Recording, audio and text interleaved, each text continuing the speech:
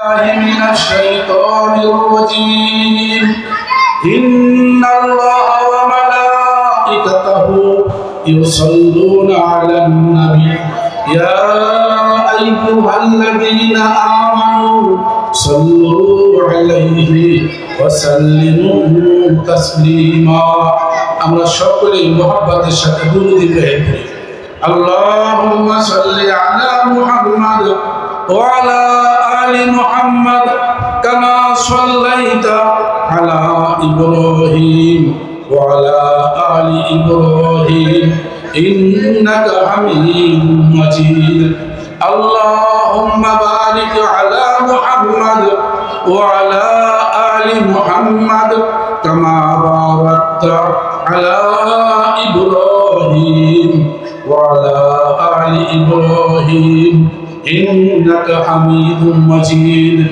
اللهم صل على محمد وعلى آل محمد بعدد كل شيء معلوم لك আসুহা হিফজুল কুরআন মাদ্রাসার বার্ষিক ওয়াজ মাহফিলের আজকের এই মহতী জলসার সম্মানিত সভাপতি প্রধান অতিথি এবং প্রধান আলোচক আমাদের সকলের হৃদয়ের মানুষ সকলেরই কাঙ্ক্ষিত ব্যক্তি আল্লামা দেলোয়ার বিন গাজী এবং আজকের মাহফিলের প্রধান মেহমান যিনি শিক্ষার আইডল জনাব হযরত মাওলানা রিয়াজুল করিম সরকার উপস্থিত আছেন, মঞ্চে উপস্থিত আছেন ওলামা ইকরামের তরুণ এক ঝাঁক আলেম ওলামা যাদের আলোচনা অত্যন্ত সুন্দর। মাগরিবের পর আলোচনা করেছেন মাওলানা আতিকুর রহমান সাহেব সহ শেখুল হাদিস অনেকে। আলহামদুলিল্লাহ, আমি অল্প সময় আপনাদের সঙ্গে দুই একটি কথা বলবো। ভাইয়ের আমার, আপনারা জানেন বক্তারা বক্তব্য দিবে, আমি দুই একটি কথা বলবো, দয়া করে সকলে হৃদয়ের কান দিয়ে আমরা শোনার চেষ্টা করব। আল্লাহ তাআলা প্রথম আমাকে তারপরে শ্রোতাদেরকে আমল করার তৌফিক দান করেন, সকলে বলেন আমিন। সম্মানিত শ্রোতা ভাইয়েরা, আমরা সকলেই জানি স্বাধীনতা হয়েছে বাংলাদেশে, আমরা জানি 1971 সাল, নতুন স্বাধীন হলো আবার 5ই আগস্ট।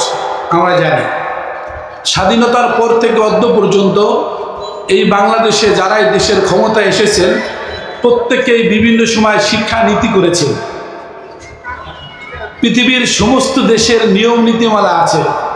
আপনি যদি পৃথিবীর অন্য অন্য দেশে চান, খ্রিস্টান যেমন আমেরিকা, কানাডা, জাপান, জার্মান, ওই সমস্ত দেশে খ্রিস্টান মানুষ সংখ্যা তাদের বেশি, সংখ্যাগরিষ্ঠ তারা। ও দেশের মানুষ তাদের খ্রিস্টান ধর্মের উপরে বড় একটি বিষয় সরকার সবসময় মাথায় রাখে। আমাদের পার্শ্ববর্তী দেশ ভারত, ভারত হিন্দু অধ্যুষিত দেশ, আমরা জানি। তারা যখন শিক্ষানীতি করে সেখানেও তার শিক্ষা হিন্দু শিক্ষানীতিকেই তারা গুরুত্ব দিতে চায়।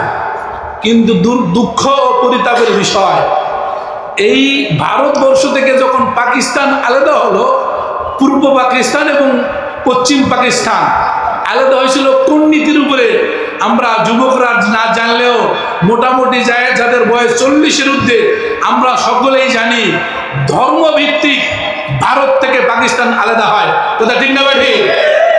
দুঃখ পরিতাপের ব্যাপার। কিন্তু পাকিস্তানের মধ্যেও সেই ইসলামী সংখ্যাগরিষ্ঠতার আইনে কোনো শিক্ষানীতি প্রণয়ন হয়নি। তারপরে বাংলাদেশ, আপনারা জানেন, দেখেছেন হিন্দুদেরকে, যদিও এটা মিথ্যা কথা, হিন্দুদের থেকে কালিমা পড়লে স্বাধীনতার অনেক মুভি বিভিন্নভাবে আমাদেরকে দেখায়, কালিমা পড়লে তাদেরকে ছেড়ে দিত। সত্য মিথ্যা আল্লাহ ভালো জানে। স্বাধীনতার সময় তো যদি এটা সত্য হয় তাহলে বাংলাদেশ মুসলমানের জন্য, হিন্দুরা ভারত চলে গেছে। কথা ঠিক না ভাই? কিন্তু বাংলাদেশের শিক্ষানীতির মধ্যে বারবার আমরা দেখি মুসলমানের কোনো শিক্ষানীতি এই বাংলাদেশের সরকার যারা ছিল কেউই ঠিক মতো করে নাই। কথা ঠিক না ভাই? বিশেষ করে গত 16টি বছরে যতবার শিক্ষানীতি প্রণয়ন হয়েছে, বাংলাদেশের ধর্মভিত্তিক স্কুল, কলেজ, ইউনিভার্সিটি সব জায়গায় 1 থেকে 10 পর্যন্ত প্রত্যেকটা সাবজেক্টের মধ্যে ইসলামী একটা শিক্ষা আলাদা হয়েছিল। কথা ঠিক না ভাই? বাংলার মধ্যে গদ্য এবং পদ্য, কবিতা এবং গল্প, পদ্য বলা হয় কবিতাকে, আর পদ্য বলা হয় কবিতাকে, গদ্য বলা হয় গল্পকে। আমার জানা মতে 1 থেকে 10 পর্যন্ত প্রত্যেকটা বাংলা বইয়ের মধ্যে যে কোনো একজন নবী, রসুল বা সাহাবায়ে কেরামের ঘটনা ছিল। বলে ঠিক না বেঠিক? দুঃখ পরিতাপের বিষয়, দীর্ঘ 16টি বছর এই বাংলাদেশে যতবার শিক্ষানীতি করা হয়েছে, সেই মুসলমানের 90% মুসলমানের দেশে 90% মুসলমানের ভোটে সরকার গঠন করার পরে সেই সাহাবায়ে কেরামের নবী রাসূলের গল্পের উপরে প্রথম তারা অন্যায় আচরণ করেছে। কথা ঠিক না?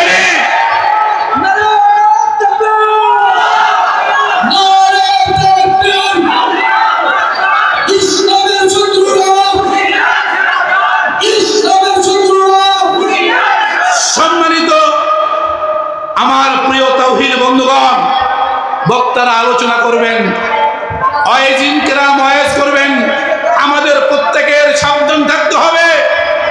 আপনার ছেলেকে জজ বানান, বাংলার জমিনে জজের যথেষ্ট দরকার আছে। আপনার সন্তান জজ হবে, ডিসি হবে, এসপি হবে, আপনার সন্তান সচিব হবে। কিন্তু দুঃখ পরিতাপের বিষয়, আপনার ছেলেকে কেজিতে পাঠাইলেন, আপনার সন্তানকে ক্যাডেট স্কুলে পাঠালেন, আপনার ছেলে কি শিক্ষা শিখছে?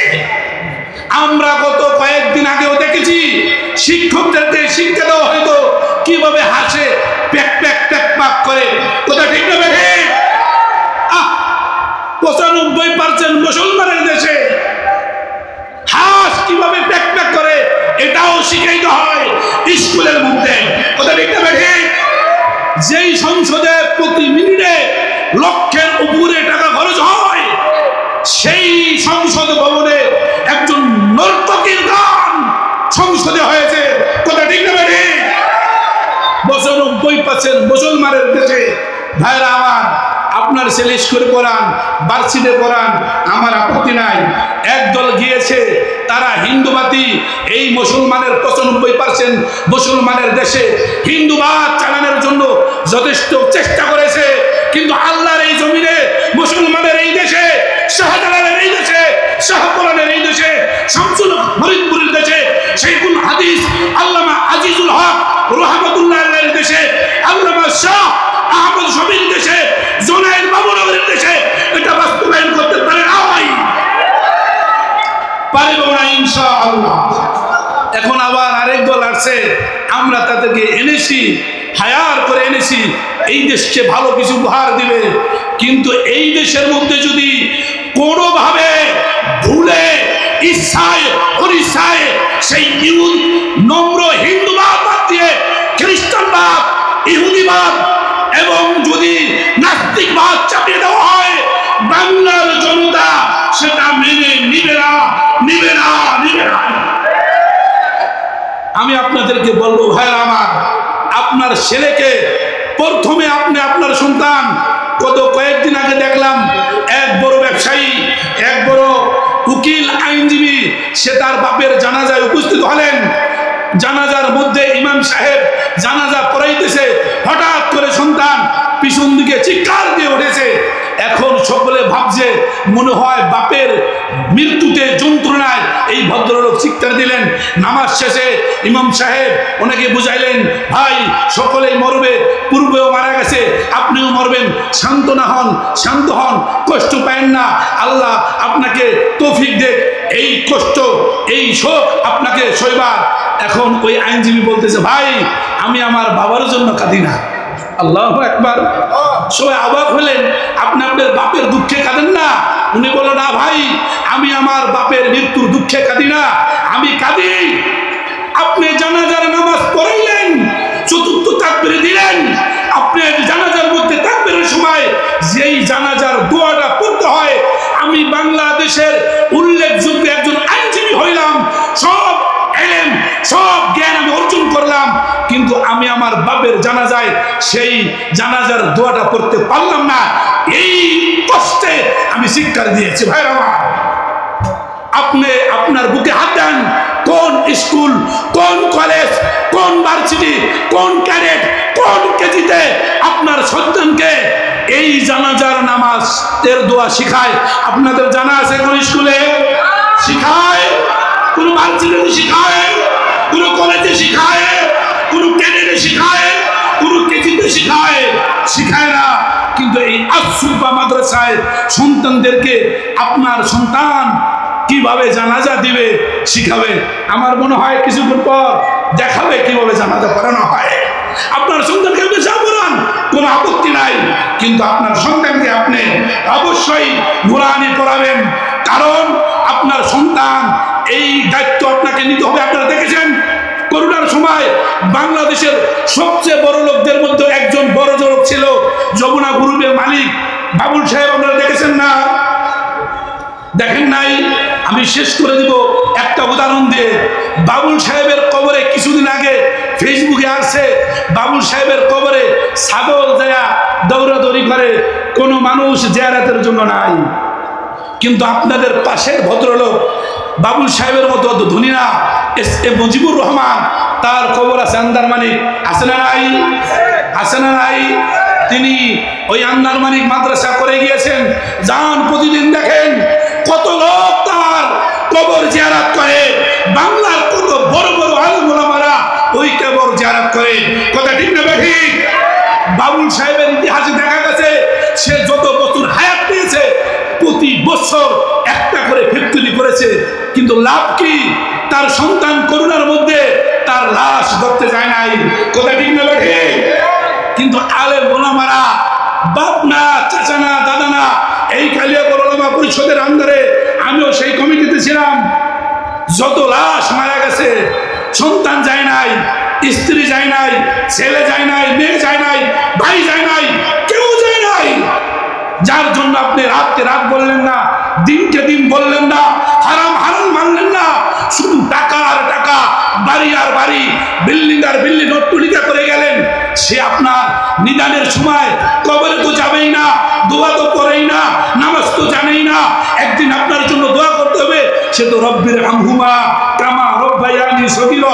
আপনি তারা করেন নাই, আপনি তাকে দিয়েছেন ক্যাডেটে, আপনি তারা দিয়েছেন কেজিতে, আপনি তারা বানাইছেন বেজি। সে কিভাবে আপনার জন্য দোয়া করবে? পারে নাই। কিন্তু যেই মাদ্রাসায় আপনার সন্তানকে পড়ালেন, ও যদি বড় আলেম না হয়, ও যদি মুহাদ্দিস না হয়, পাঁচ ওয়াক্ত নামাজ পড়বে আর দোয়া করবে, রব্বির হামহুমা কামা রব্বায়ানি সগীরা। করবে কি করবে না?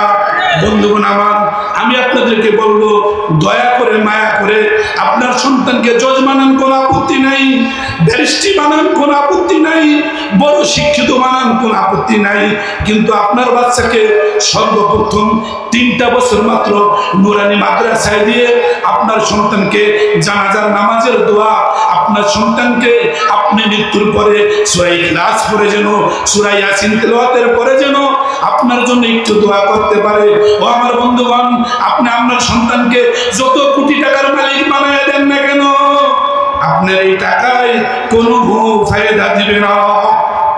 কিন্তু যদি আপনি আপনার সন্তানকে মাত্র এই 3টি বছর নুরানি পড়াইতে পারেন, আশা করি আপনার সন্তান আপনার জন্য প্রতিদিন দোয়া করবে ইনশাআল্লাহ। আল্লাহ তাআলা আমাদের প্রত্যেককে যেন আমাদের সন্তানকে অন্তপক্ষে আমার মৃত্যুর পরে যেন আমার জন্য দোয়া করানোর মতো ইলম দ্বীন অর্জন করানোর তৌফিক দান করে। আখির দাওয়ানা আলহামদুলিল্লাহি রাব্বিল আলামিন। আলহামদুলিল্লাহ।